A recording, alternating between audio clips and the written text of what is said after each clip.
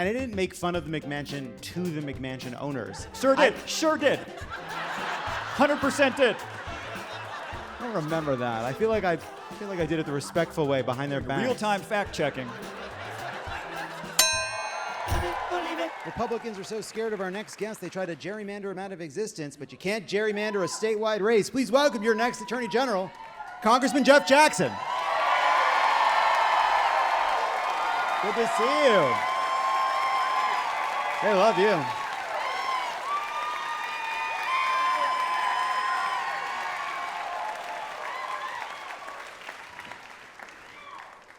Hello, Congressman. Hi. You were gerrymandered out of a House seat. True.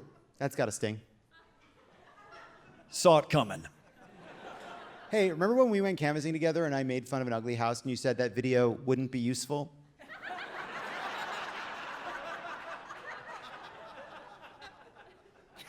Some backstory. Our campaign gets a call when I'm running for Congress. Jon Lovett would like to come and knock doors with you. That's a big deal for us. All right. That's a big get. I'm being schmoozed. And it fell out of the sky. I'm You know, being I didn't have to charmed. DM him or anything. They called us. I slid into his DMs. So the day arrives, and Jon arrives, and he walks into the congressional campaign office, and I shake his hand, meet him for the first time. Jon, it's so nice to meet you. He goes, great, what city is this? Sound. The fuck? I said, welcome to Charlotte. We're so happy to have you. And he looked at his staff like, is this where we're supposed to be? And they're like, yes, That's not how. you're at the right This is place. painting a deeply inaccurate portrait. This sucks. You're a guest. I introduced myself as the candidate.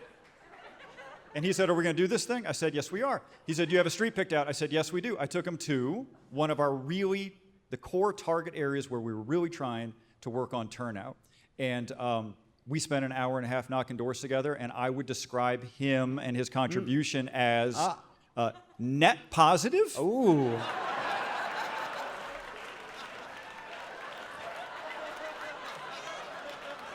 Man, I've been waiting a year and a half to talk about this. All right, here's what it's like Unbelievable. when he's not on stage. I am the same. We're walking This down. show is net positive. First of all, we met a lot of very nice people, constituents, prospective constituents, walking their dogs on the sidewalk. He spoke to 0 people and every dog.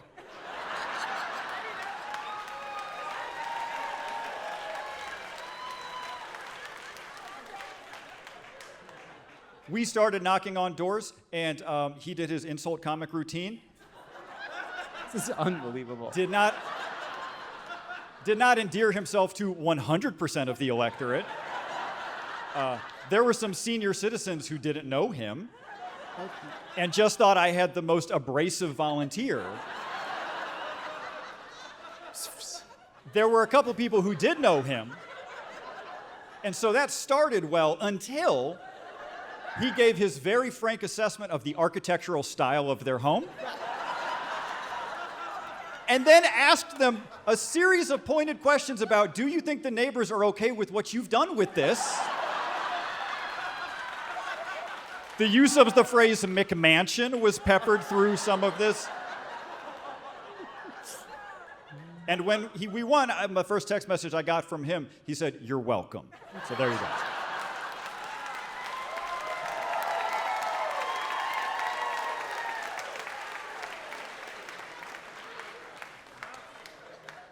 So obviously we have a big election coming up. And I guess you want to be Attorney General or some fuck. I don't know. I'm hearing good things about Dan Bishop.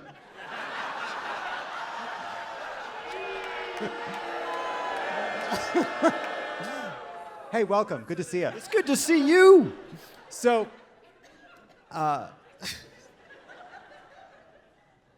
you're running for Attorney General. And I think a lot of people maybe get a lot of national news. They may even know how important a governor's race is. Can you just for people listening who maybe don't know or are going to be knocking on doors, if you had to say to people, here's why the Attorney General matters, what's the answer? Here's why the Attorney General matters. Our state code has 25 pages of law that goes over all the things the Attorney General is supposed to do, but really, the Attorney General is supposed to be a shield to make sure you're not getting kicked around. That's the purpose of the Attorney General.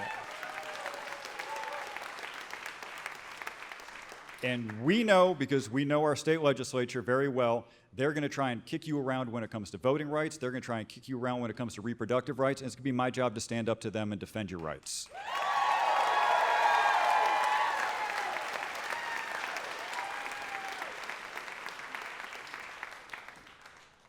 And you know what else was annoying about canvassing with this man? He never would ask anyone for their vote. He'd like knock on the door and they'd be like, hi. And he'd be like, hi, I'm your congressperson and I'm here to see if you need anything. And then they'd say, oh, thanks, and I have this issue or that issue. And you'd say, oh, thanks for telling me. Have such a great day. Close the fucking deal.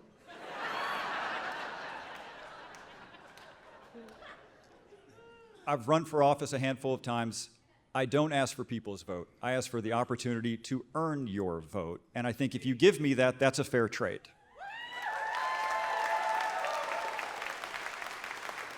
That's what he said then, too.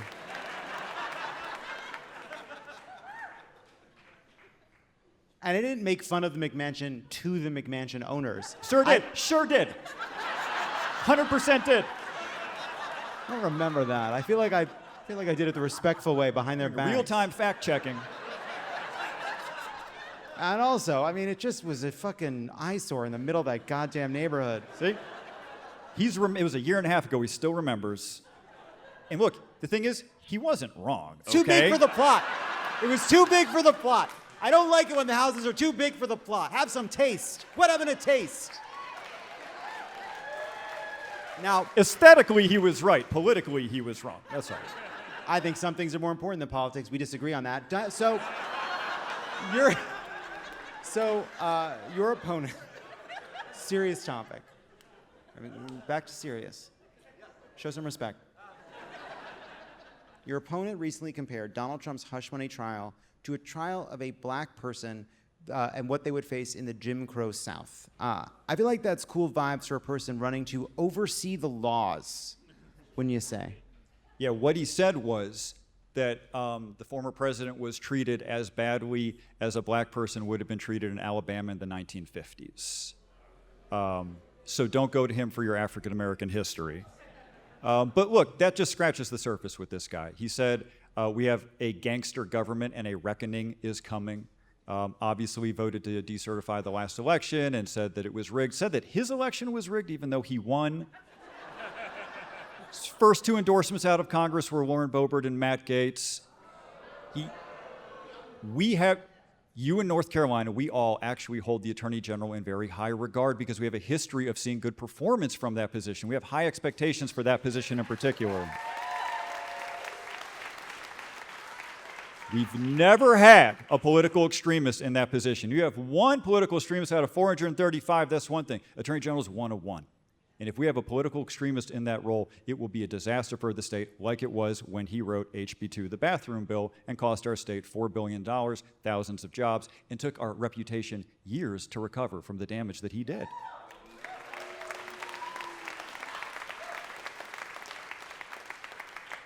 So as Republicans have grown more extreme, they've not only tried to manipulate the districts to avoid accountability, but also to try to fight against corruption and transparency laws. What role does the Attorney General play in making sure that even as a Republican legislature tries to block transparency, try to block laws to protect against corruption, to make sure that the people of the state can trust that the people they send to work for them are working for them? The Attorney General is supposed to be a nonpartisan job, really. The way you execute that job, it's supposed to be an independent voice. You're there to represent people, not a party. It can't be used as an instrument for culture war. It can't be used as an instrument for political anger. The only way that people develop trust in this position is if they see it being used in a way that's even-handed, in a way that's just about doing the work. Y'all, we have a big fentanyl crisis in this state. We lose 9 people a day. The Attorney General can play a very important role both on the supply side, identifying the distribution cells that operate within our state and breaking them apart. And on the demand side, the gold standard for treating addiction is medicated-assisted treatment. People aren't using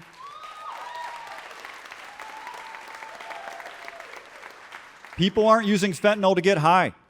They haven't gotten high in a long time. They're using it to stave off withdrawal. The way you treat addiction is medicated-assisted treatment to get them through that withdrawal. That's the type of thing your Attorney General should be talking about.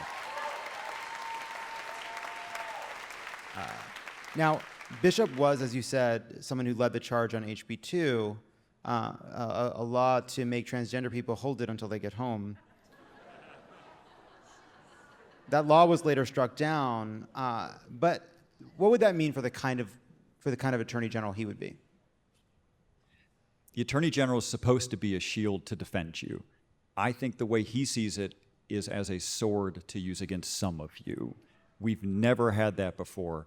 To have our top law enforcement officer think in aggressive terms against major communities within our state, that's an experiment we've never run before. They're running that experiment in a place like Texas where they have Ken Paxton. He regards Ken Paxton as the model for who he wants to emulate in our state. That is not our history at all. All right. Before we let you go, in 2015, when you were a member of the North Carolina Senate, you made headlines by being the only legislator to show up for work during a particularly bad snowstorm. We like this story. Because it confirms that you're a huge nerd, you know. But also it shows, you know, it seems like you have some good qualities. People tell me, I don't see them. So it's time for a game we're calling, Is There a Mountain High Enough?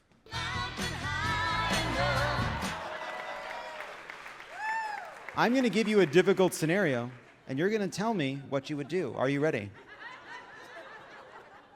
I own those shorts.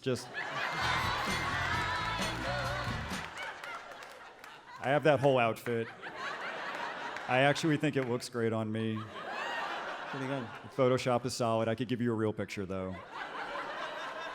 First scenario, there's a terrible snowstorm. And who pulls up in a snowmobile? It's Mark Robinson. And he'll take you to work, but only if you say one nice thing about him.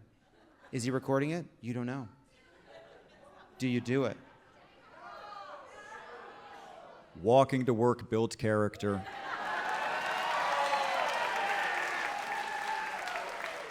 There's a terrible snowstorm, and time is ticking on a critical issue.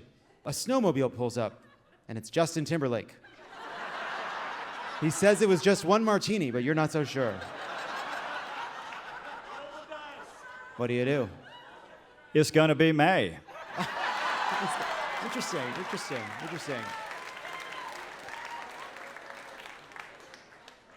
There's a snowstorm. And a snowmobile pulls up. And it's me.